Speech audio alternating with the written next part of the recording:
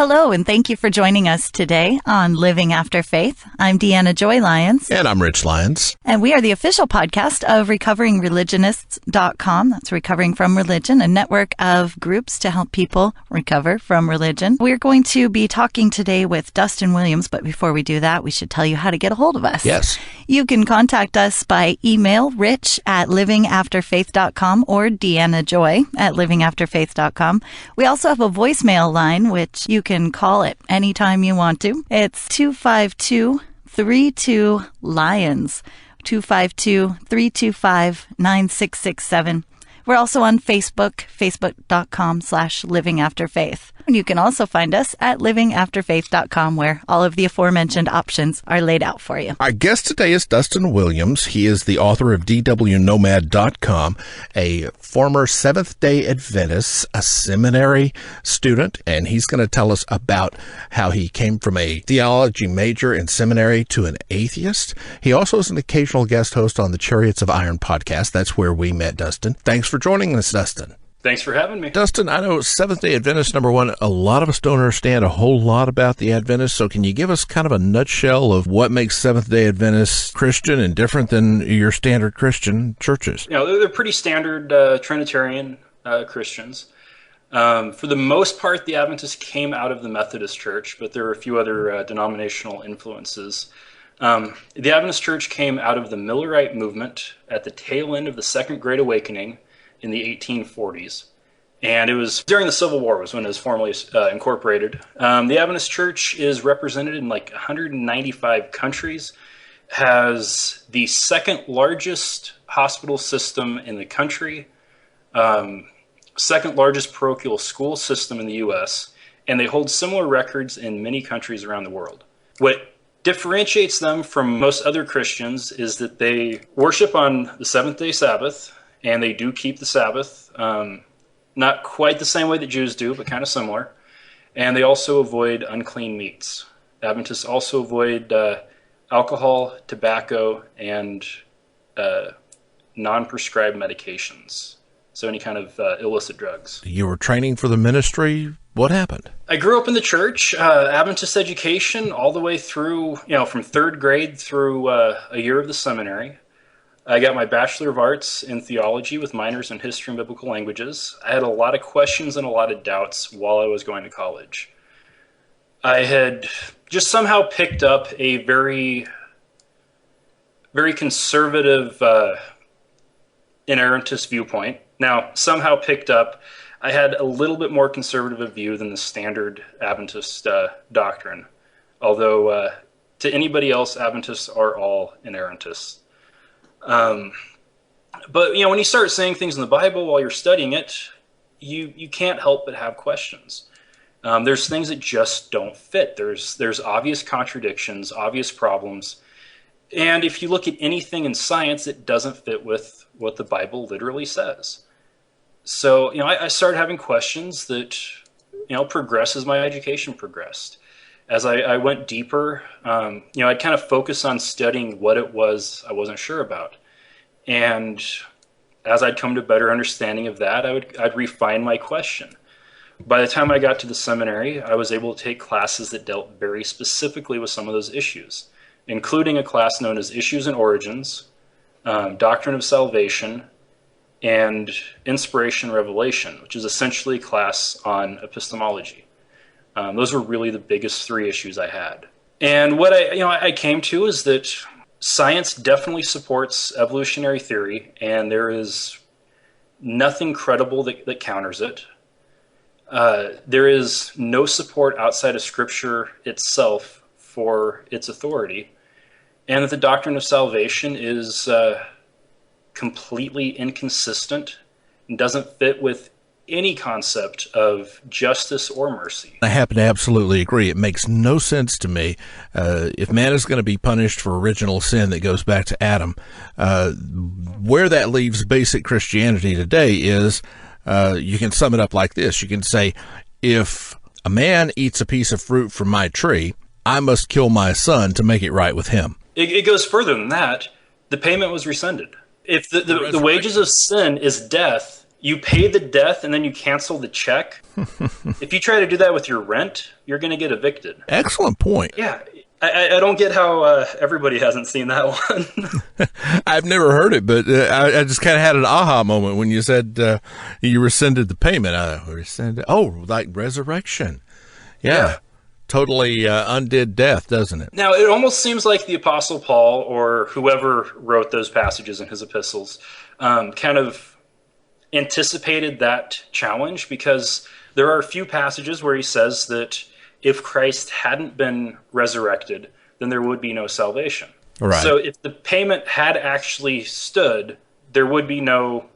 It just doesn't logically fit. And the significance of this, some listeners may think, well, you're arguing over tidbits of the Bible. But if the whole plan of salvation kind of crumbles under the lack of logic, if the whole plan fails its own test, as Dustin is saying here, then you get into what good is any of the rest of it. I was able to see that creation was a useless idea. I was able to see that there's no support for the authority of Scripture, but still hold on to that last shred of faith until I was able to resolve the salvation question. Because ultimately that is the absolute core. Right. If salvation doesn't count, then none of it matters. And if it does count, then it all matters. Coming out of the church, I suppose there are those who turn their back on you, shunned you. Does that happen within Adventists? Yes and no. Obviously, close friendships are going to be a little bit more strained. You have less in common. But they don't shun people. Now, for me, what was really interesting with the timing of it was, at the end of my year in the seminary, I went off to Jordan on an archaeological dig.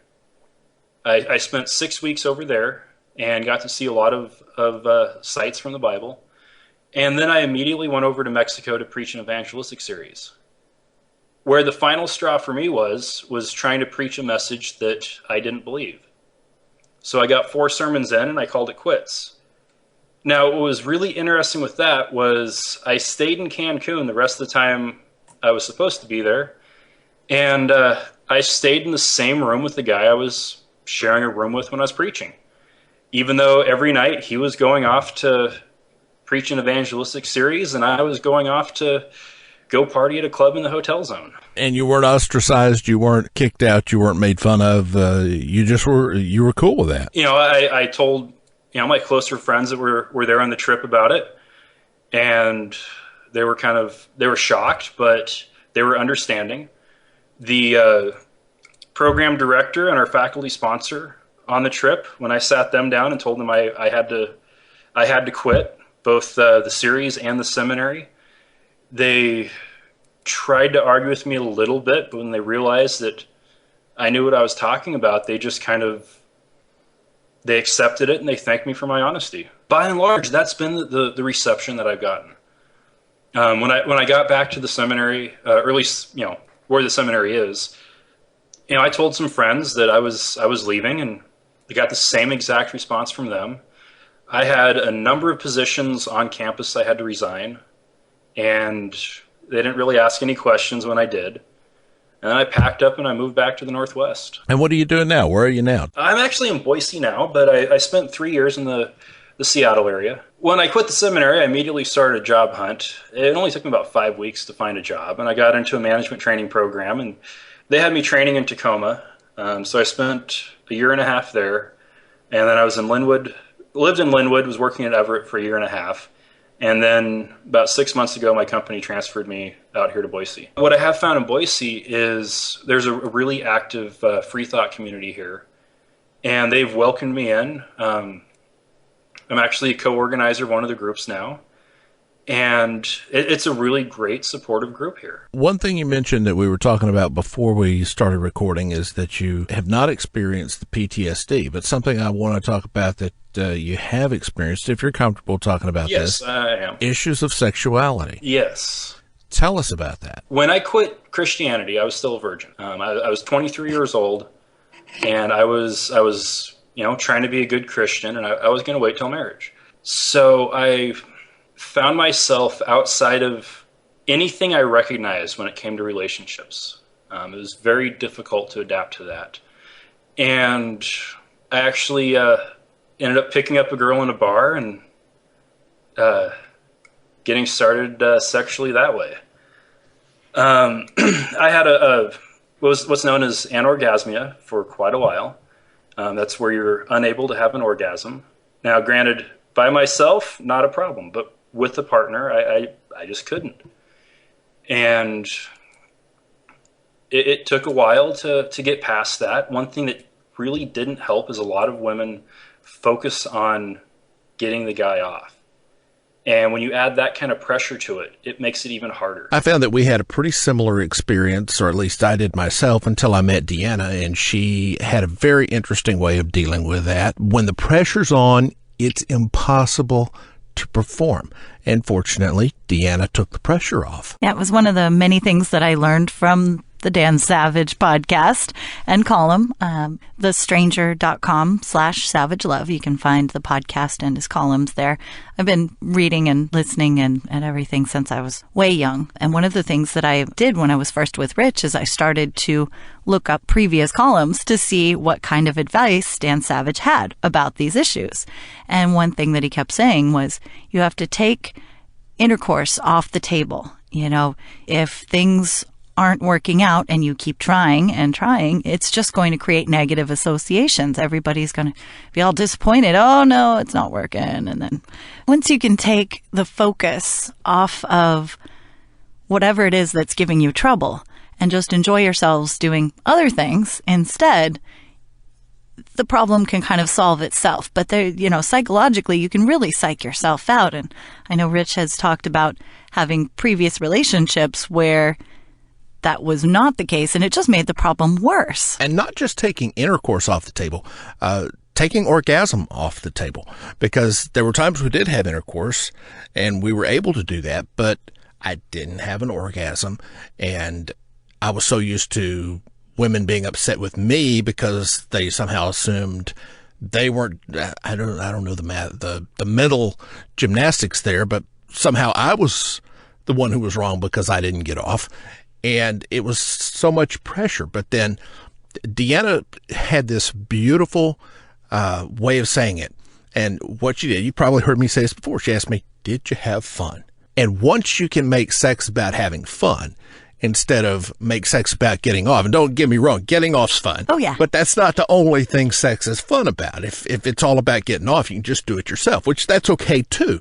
But when you're with another person, the process is communication. It's much more than just getting off. It's bonding. It's experiencing closeness with another person. It's exciting. It can be, you know, new and what's going to happen. It's awesome. But it's not just about, as the biblical focus seems to be, penis in vagina, move in and out, create baby. You know, sex is 8 bazillion times more than that. Once I found a partner who was willing to take orgasm and erection off the table and take the pressure off of that, it got much better. Did you find that was true in your experience, Dustin? At first, that's what it took. Okay, there would be the ones that just wouldn't let you stop till you got off. And I really don't recommend that, because if it takes an hour and a half, you're going to be really sore the next day. And I'm not exaggerating there. No, not at all. But what it took was getting into a long-term relationship where we were able to build that rapport, where I was able to explain to her what the pressure did, and she was able to back off. We'd have fun, and if I got off, I got off. If I didn't, you know, no problem. And eventually it started getting easier and easier and easier, and now I'm definitely well in the realm of normal sexual performance. Now, if I get too personal here, let me know, but what's going through your mind when you're with that person, the pressure is on, you've got your religious background? Kind of bring us what's happening inside the mind of Dustin at that point. Oh, let's go to the first time. So I picked up this girl at a bar, got her back to my place, and we get into my bedroom, and it's just about to start, and I go soft. And, you know, she just chalked it up to I drank too much. So then the next morning we're trying again, and I just can't keep it hard for very long. Finally, I started to realize it might be something in my head that was causing that problem. So I admitted to her that it was this was my first time. And after that, I had no problem keeping it hard. But what's going through my head when I just can't get off is, okay, I really want to get off. And she really wants me to get off. And there's just this, ends up being this focus on trying to get to that point. And if all you're thinking about is how hard it is to get off in this moment, it's never going to happen. The whole romance and fun thing is gone. Now it's become a goal. Yeah, it's hard work towards a goal. You know, I experienced the very same thing. I was in a relationship with a person who not only insisted the guy get off, but insisted he gets off while she does. Wow, now that's hard. And the whole time she's sitting there saying, how she's waiting for me. And at the same time, what I guess she didn't understand is the pressure from the Christian perspective of things. There's so much mental stuff you have to work through to get to a place that you can allow yourself to enjoy. I mean, I had huge amounts of guilt built up around the whole Christian thing. I mean, sex was evil, period. And even in a marriage relationship, sex was off the table pretty much. And when you take that situation and then just all of a sudden you're turned loose, it doesn't just naturally go back to square one and everything's just like it would have been if you haven't been through all of that with the guilt. I'm assuming you had guilt with yours being 23 years old and still a virgin. I didn't. Really? I didn't have any guilt. Wow. Well, okay, that first time there was that brief moment where it popped into my head that, okay, what I'm doing, my whole life I've thought this was wrong. A casual hookup. But I was able to quickly dismiss that and get back into the moment. I really haven't dealt with guilt from it. That's amazing. I'm just... Everybody's experience is different. Yeah. And that's a good thing. I mean, I'm totally glad that guilt was not one of the issues that you have had to deal with. Were there other sexual issues that you experienced? I don't know. I'd say there are any other problems that popped up. I actually figured out a way to turn it into a positive. Since I was able to just keep going, I would try to totally turn it on to focusing on the woman I'm with and getting her off. And, some women complain about a lot of guys not having the stamina. But if you can't get off, you can definitely keep it hard a lot longer. So, I'd focus on just trying to keep going. And, I know some women definitely did enjoy that. Some not as much. I can't really say there were any other problems that came up. Let me ask you this. What would you tell a guy who's going through the same thing? Try your best not to worry about it. Take the goal of having an orgasm off the table. Try to just focus on what's going on in the moment. Enjoy what's happening. Try to get her off as many times as you can. Take pride in how many times you get her off. And you can finish when you get home. That's very well said. How do you top that? That is awesome. And if a woman has a problem with that, I can't understand why. They will, because they're socialized to take their self-worth out of, or at least a lot of women are socialized to take their self-worth in how men respond to them. You can try to get around that by making sure that she knows that you're into it, that you're enjoying it. And honestly, if you get her off a few times, there's a good chance she's not going to care anymore. Well, this has been very enlightening for me, and I'm sure some of our listeners are probably like me, saying, wow, that's awesome. That's amazing. That's cool. He had a problem, worked through the problem very creatively in doing that in a way that was satisfying to your partner. And I appreciate you sharing that because, like you said earlier, everyone is different. Everyone has different religious experience. Everyone has different experience coming out. And that's what we're trying to do, is tell as many stories from as many perspectives, because somewhere someone can connect to that. And even people whose experience is different, it gives them a perspective that they can back off and look at it and say, hey, maybe if I try. And that's a very unique perspective that you brought to us today, Dustin. And I appreciate that very much. Well, thank you. Tell us about your blog. Well, I started dwnomad.com back in July. And I started off with just the story of how I went from being a theology major and seminarian to an atheist. I kind of got tired of people asking me how that happened. And then since then, I've kind of gone through explaining different viewpoints that I have. So explaining secularism and explaining naturalism and free thought and humanism. And, I've kind of worked through all of those. And, at this point, I just kind of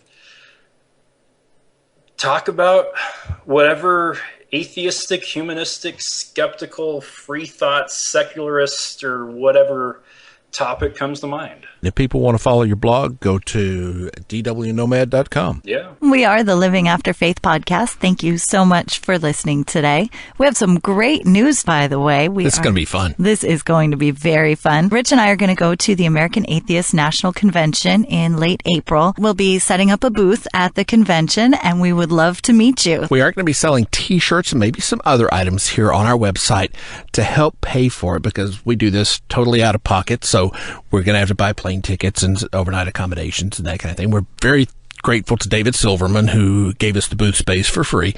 And you can listen to our podcast with him and hear where all that took place. But we'll have those available very soon, and also put a PayPal donate button on the website, livingafterfaith.com, where you can go and make a donation if you feel like doing that. And we'd greatly appreciate your contribution to what we're trying to do on Living After Faith. Come laugh with me.